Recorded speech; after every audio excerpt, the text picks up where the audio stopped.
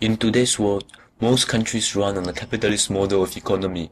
Under capitalism, competition and innovation drives economic growth.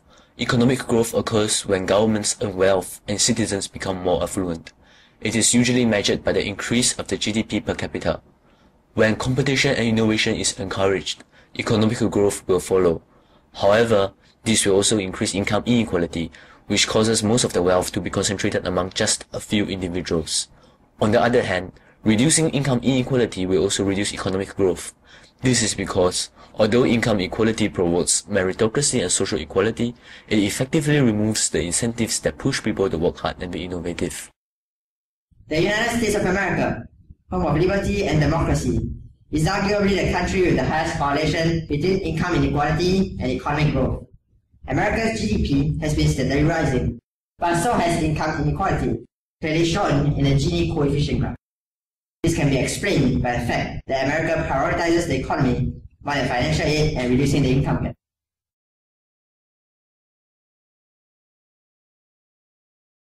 France has experienced high economic growth over the years, with a GDP growth of 0 to 3% from 2000 to 2009.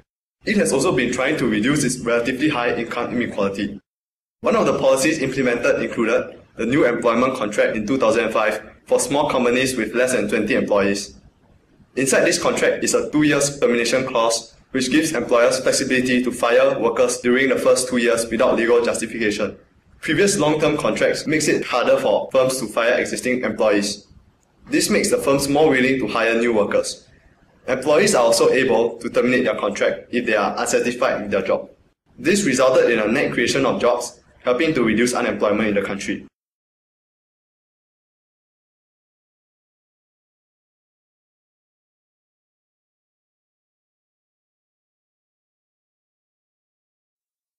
China switched from a state-controlled economy to a market economy in 1978.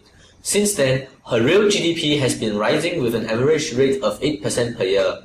This is a remarkable rate of economic growth, and the standard of living of Chinese citizens definitely improved. However, after 1978, China's Gini index has risen from less than 20 to 41.5 in 2007.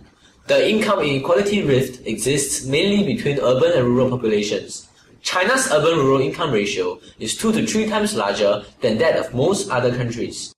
China's economy effectively demonstrates how income equality is eroded by economic growth under capitalism.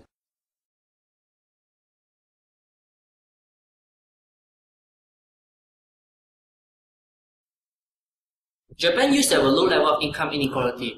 However, towards the end of the economic boom and during the last decade, the income gap increased significantly. By year 2000, Japan's income inequality was greater than the OECD average. Before the 1991 economic crash, the Japanese had a unique economic system where wages and benefits were seniority and loyalty based. Employment was for life, and a strong state welfare system ensured decent retirement benefits. Everybody could be middle class. However, the crash destroyed the system and caused high unemployment. Economic policies set out by ex-Prime Minister Junichiro Koizumi made cheaper and easily disposable part-time workers more attractive.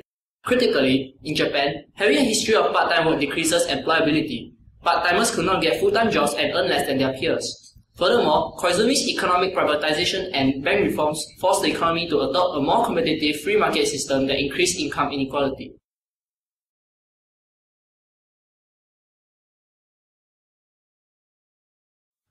Norway, like other Scandinavian countries, has a stable, low level of income inequality, along with relatively good economic growth and high GDP per capita.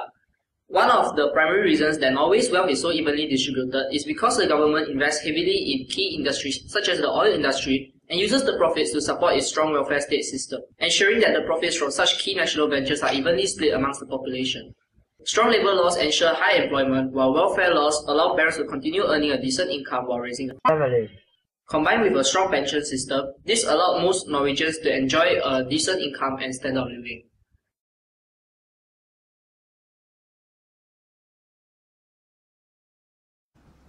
Economic growth is not necessarily incompatible with income equality. The example of Norway demonstrates that beyond doubt.